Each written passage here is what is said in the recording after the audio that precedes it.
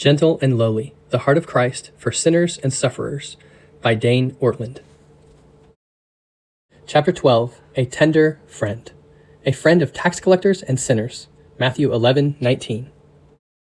One category in which to think about the heart of Christ is that of friendship. His heart takes shape as our never-failing friend. This was a common way to understand Christ more in past generations than today. We consider the theme of divine friendship in the Puritans in this chapter, but we need not even retreat to historic or even Christian authors to learn that we today have lamentably impoverished the category even of friendship between humans, perhaps especially among men. Richard Godbeer, professor of history at Virginia Commonwealth University, has shown through an extensive review of written correspondence that male friendship has been greatly diluted in the present time when compared with the richness of healthy, non-erotic affection between men in colonial America. But if we allow the world around us in our present cultural moment to dictate to us the significance of friendship, we not only lose out on a reality vital to human flourishing at the horizontal level, we lose out even worse on enjoying the friendship of Christ at a vertical level.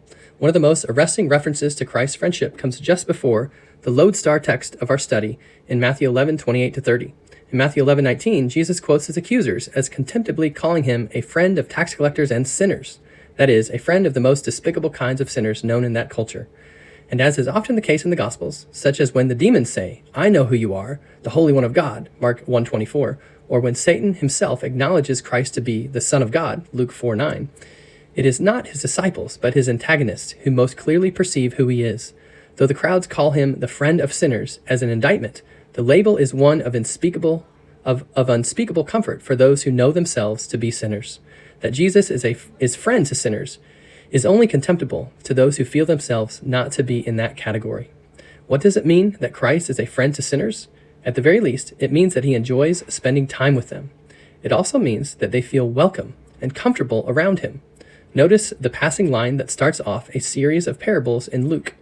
Now the tax collectors and sinners were all drawing near to hear him, Luke 15:1.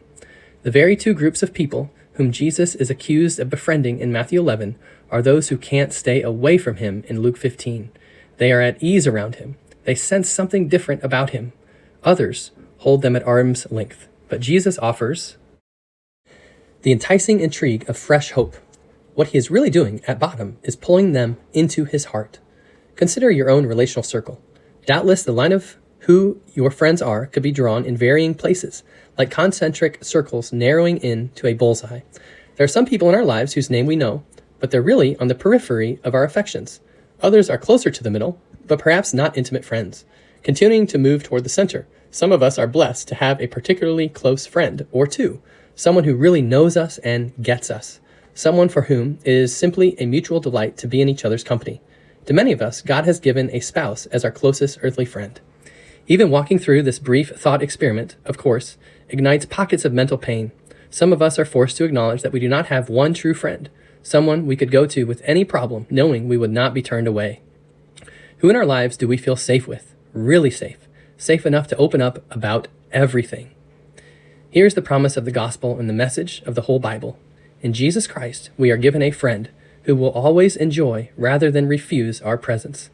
This is a companion whose embrace of us does not strengthen or weaken depending on how clean or unclean, how attractive or revolting, how faithful or fickle we presently are. The friendliness of his heart for us subjectively is as fixed and stable as the declaration of his justification of us objectively.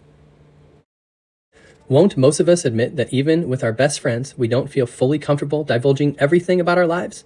We like them and even love them and go on vacation with them and sing their praises to others, but we don't really, at the deepest heart level, entrust ourselves to them. Even in many of our marriages, we are friends of a sort, but we haven't gotten naked in soul the way we have in body.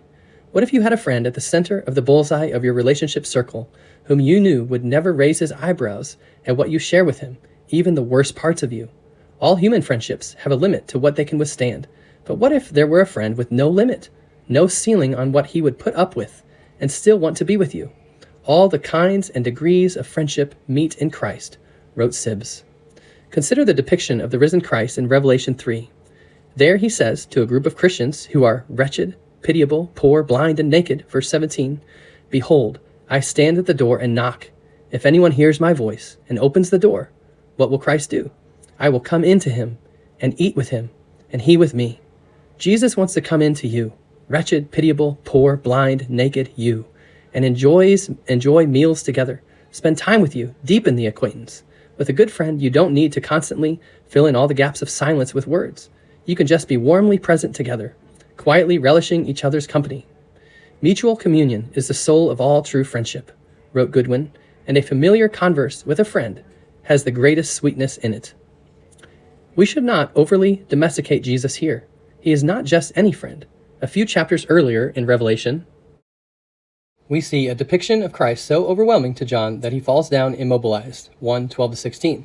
But neither should we dilute the humanness, the sheer relational desire clearly present in these words from the mouth of the risen Christ himself. He isn't waiting for you to trigger his heart. He is already standing at the door, knocking, wanting to come into you.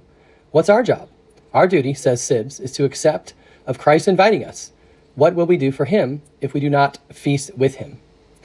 But not only does a true friend pursue you, he allows you to pursue him, and he opens himself up to you without holding anything back. Have you ever noticed the particular point Jesus is making when he calls his disciples friends in John 15?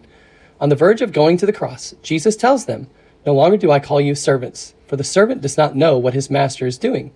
But I have called you friends, for all that I have heard from my Father I have made known to you." John 15:15.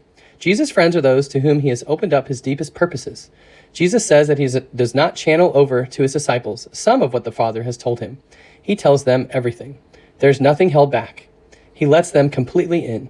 Jesus' friends are welcome to come to him. Jonathan Edwards preached, God in Christ allows such little poor creatures as you are to come into him, to love communion with him, and to maintain a communication of love with him. You may go to God and tell him how you love him, and open your heart, and he will accept of it. He has come down from heaven and has taken upon him the human nature and purpose, that he might be near to you and might be, as it were, your companion. Companion is another word for friend, but it specifically connotates the idea of someone who goes with you on a journey. As we make our pilgrimage through this wide wilderness of a world, we have a steady, constant friend. What I'm trying to say in this chapter is that the heart of Christ not only heals our feelings of rejection with his embrace, and not only corrects our sense of his harshness with a view of his gentleness, and not only changes our assumption of his aloofness into an awareness of his sympathy with us, but it also heals our aloneness with his sheer companionship. In Volume 2 of his works, Richard Sibbes reflects on what it means that Jesus Christ is our friend. Particularly striking is the common theme as he draws out several facets of the friendship of Christ to his people. That common theme is mutuality. In other words, friendship is a two-way relationship of joy, comfort, and openness that appears as distinct from a one-way relationship, such as in that of king to subject or parent to child. To be sure, Christ is indeed our ruler, our authority, the one to whom all allegiance and obedience are reverently due. Sibbes reminds us of that explicitly as he reflects on the friendship of Christ. As he is our friend, so he is our king. But equally, and perhaps less obvious or intuitive to us, the condescension of God in the person of his Son means that he approaches us on our own terms and befriends us for both his and our mutual delight. Consider the way Sibbes speaks of Christ's friendship with us. In friendship, there is a mutual consent, a union of judgment and affections. There is a mutual sympathy in the good and ill one of another. There is liberty, which is the life of friendship. There is a free intercourse between friends, a free opening of secrets. So here Christ opens his secrets to us and we to him.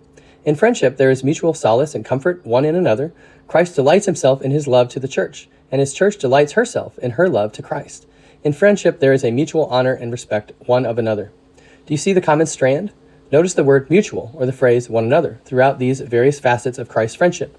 The point is that he is with us, as one of us, sharing in our life and experience, and the love and comfort that are mutually enjoyed between friends are likewise enjoyed between Christ and us. In short, he relates to us as a person. Jesus is not the idea of friendship, abstractly. He is an actual friend. It would be cruel to suggest that human friendship is irrelevant once one has been befriended by Christ. God made us for fellowship, for union of heart with other people. Everyone gets lonely, including introverts. But Christ's heart for us means that he will be our never-failing friend, no matter what friends we do or do not enjoy on earth. He offers us a friendship that gets underneath the pain of our loneliness. While that pain does not go away, Its sting is made fully bearable by the far deeper friendship of Jesus. He walks with us through every moment. He knows the pain of being betrayed by a friend, but he will never betray us. He will not even so much as coolly welcome us. That is not who he is. That is not his heart. As his friendship is sweet, so it is constant in all conditions. If other friends fail, as friends may fail, yet this friend will never fail us. If we be not ashamed of him, he will never be ashamed of us. How uncomfortable would our life be if we could draw out the comfort that this title of friend affords. It is a comfortable, a fruitful, and eternal friendship.